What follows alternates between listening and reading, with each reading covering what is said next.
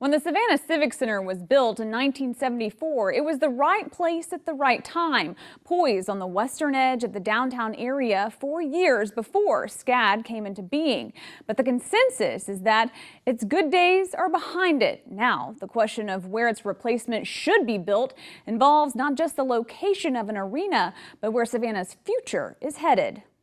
With a historic district that's the most beautiful part of the most beautiful city in America, why is the city of Savannah planning to build a new arena here? The city recognizes that if we just drop a brand new, very nice arena on the spot alone, that project will fail. The success of the project is really contingent on connecting this site to the downtown area. City of Savannah Public Information Director Brett Bell is standing on what's commonly known as the City Lot at the intersection of Stiles Avenue and Gwinnett. It's home to the garbage trucks and other parts of the grimy machinery, the guts of the city's infrastructure. It's also the spot where many of the city's great thinkers believe a new arena should be built. Right now it's completely overgrown, dilapidated, and really filled with trash. We're talking about completely pulling that back, restoring that infrastructure, and developing a new trail network, a place where people really want to go. But it also represents an opportunity to reconnect the West Savannah communities to the downtown communities, which have been systemically separated for years because of very heavy construction and industrial uses in between. People see this really, they're like, why are you building this way out here on the west side? I want to remind people that downtown Savannah hasn't always been downtown Savannah. You know, if you were here 20, 30 years ago, there were lots of places in downtown Savannah where you wouldn't want to go. It's clouding up today. If it rains, it's going to leak in the arena. Joe Shearhouse is the head of leisure services for the city. He can sum up the problems with the current Civic Center in a couple of words. It's old. Shearhouse explains that other cities' facilities have simply passed us by. Problem with the narrow concourse. Anybody that's been to a new facility, they see how wide and open everything is. You see this? I mean, you got 7,000 people in here, and then you got these narrow concourses. Well, there's no easy way to fix that. We all know that the Civic Center Arena has outlived its usefulness, and if we do nothing, we're stuck with what we have. This, says Shearhouse, is what old looks like, the buzz of the lights when there's no performance on stage. And Shearhouse says there are less performances on stage these days because the Civic Center Arena just can't handle them. The load that you can hang equipment from the roof, we've got so much technical things going on now with concerts and such that most shows we can't hang their equipment because we don't have that capacity. The current facility could be renovated, but that plan carries a heavy burden too. If you were to renovate this building, it would be shut down for 2 or 3 years, so you would not have access to any type of arena. And I think what would be the best process would be to tear down the whole inside of it, just start all over with a shell of a building and rebuild starting over, and then trying to figure out what we can do with the facade, the outside, that would blend in more with historic district, which would be very, very difficult, obviously. So, ever since the Sandgnats discussed a stadium on the Savannah River Landing, that possibility has animated some of the discussion on where to locate the new arena. But that is private property. That's 50 acres of private property. The property owners have already poured in about somewhere between $50 and $70 million worth of infrastructure on that site to bring it to where it is right now.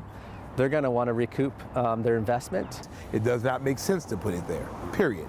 You don't put a municipal project in the middle of a tax allocation district because you lose the purpose of the tax allocation district. You lose the benefit of it. We'd be taking that property off the tax rolls if we build an arena out there. ultimately, the decision where to locate the arena will rest with Mayor Eddie DeLoach and the new city council. We'll glimpse the argument council will hear, which includes a story 20 years in the making that imagines not just an arena on the west side, but the enlargement of Savannah's historic core and the recreation of a lost part of the city.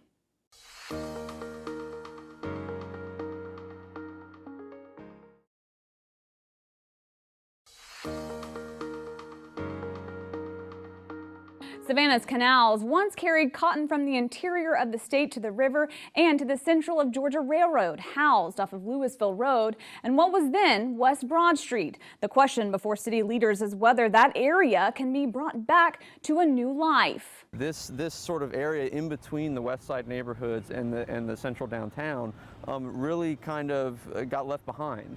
Anthony Cecile is an urban analyst with the Satile architectural firm that had a hand in some of the planning that's shaping the thinking of the Canal District that's intended to connect a Gwinnett Street Arena to the historic district. And so the planning for really for 2 decades now has looked at this west side of the downtown and said there's an opportunity here to develop all these connections between our more established neighborhoods to the west and our central downtown, using a lot of this historic infrastructure. We look at this as sort of a linchpin between really the west side neighborhoods, which are very established and very historic, and the central historic downtown. The Oglethorpe plan, going all the way back to the early 1700s.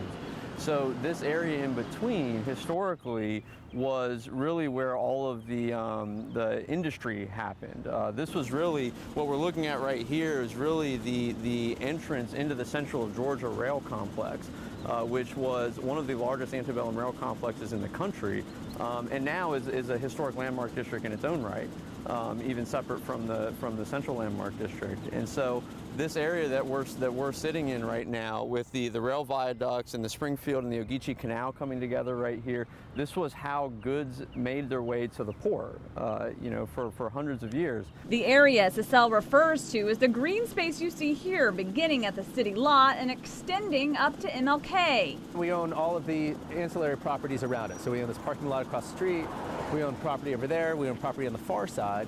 We own a rail line that connects this property to really the visitor center right now, which will be transformed into a multi-use trail, wide, landscaped. It'll feel like a good place to go. We're developing a greenway along the canal. We own all that property between here and the historic district. But really, if you were to take a car and drive out to this site, it does feel like a long ways away. But as the crow flies, it's really only about 1/3 of a mile to the historic district. It's really not that far away at all. The beauty of it is that we already own the land. We've already purchased the concrete site. We own the land in there. We own the land around the canal, so that's mitigated. The rest of it is just for the building and for the concrete and the things that go around that. So I do know that the price goes up every day we delay. This site has been was identified almost 20 years ago as a natural extension of the downtown area. This is one of the largest undeveloped properties in the downtown area north of Victory Drive.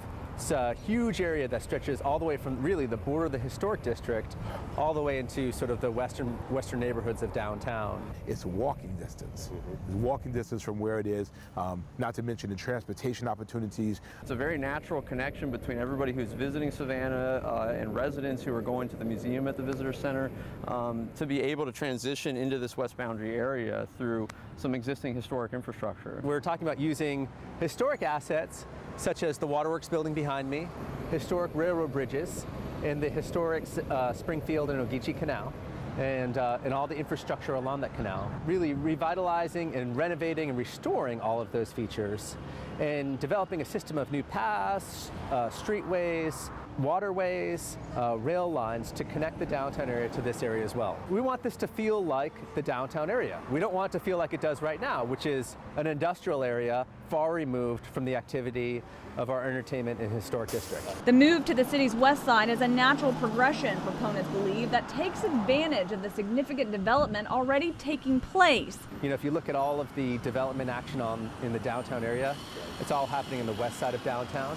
We have 14+ million visitors that come here every single year, and they're in a very tight, confined space. What we're saying to people is Savannah is historic. It has opportunities beyond that. We need to expand that. It creates opportunities for more visitors. At the front porch of the proposed canal district is SCAD. SCAD really kind of has really created the foothold of making this transition between the historic downtown and the west boundary neighborhoods and the west Savannah neighborhoods. They really have done a lot of the heavy lifting in this neighborhood, sort of being the first ones to kind of cross Boundary Street and really start to develop this area. And now what we're seeing is that years later now, a lot of other people are following suit. Bell says that businesses are standing in line, both to expand into the Canal District and to take advantage of the opportunities that would accompany moving the arena west. We want the city to act as catalyst for economic investment.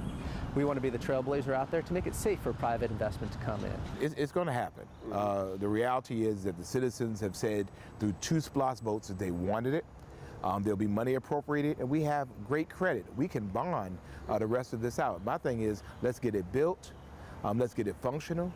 Let's get acts and let's get uses in here that make Savannah a premier place for large events. What does this area look like if the city goes forward with the Gwinnett Street option? That story when WTOC Prime continues.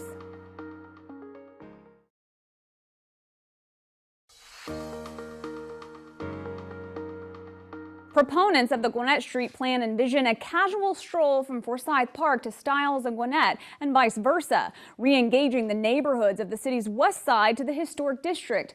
But what does that look like? Well, it ends here at the proposed arena, whose entranceway would be a restored city waterworks building. And it's a kind of building that's on par with the old Savannah City Market in Ellis Square that was demolished in 1954.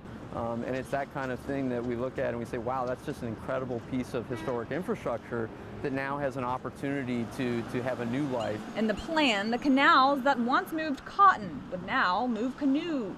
Gwinnett Street will have a completely different look. We're going to develop that into a complete street with sidewalks, a landscape median, something that looks a lot like Oglethorpe Avenue. It creates an opportunity to take advantage of space that is right now underutilized. It creates an opportunity to expand the downtown area, to be able to make use of the canal that is naturally there.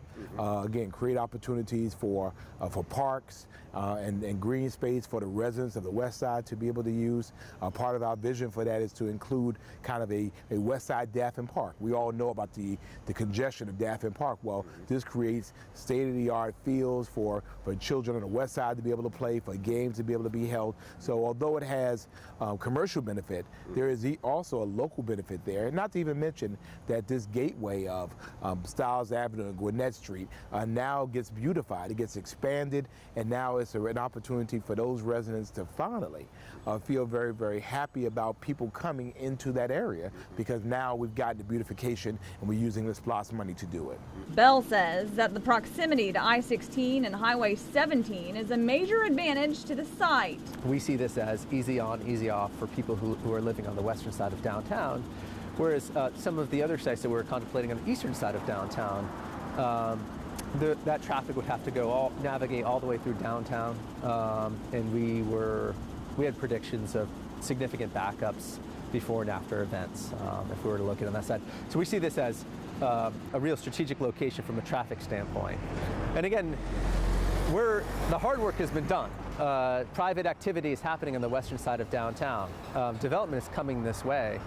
We see this as expediting that growth. Once we start making physical improvements to this side, we see private investment really sort of steamrolling through, and it being really beneficial to all the surrounding neighborhoods. Lots of opportunities. Bell notes that much of the funding is already in place. Voters have approved about $145 million in SPLOST funding. That funding has been approved already. We have that funding in place. So it's not like this is an idea. This is a fully funded project.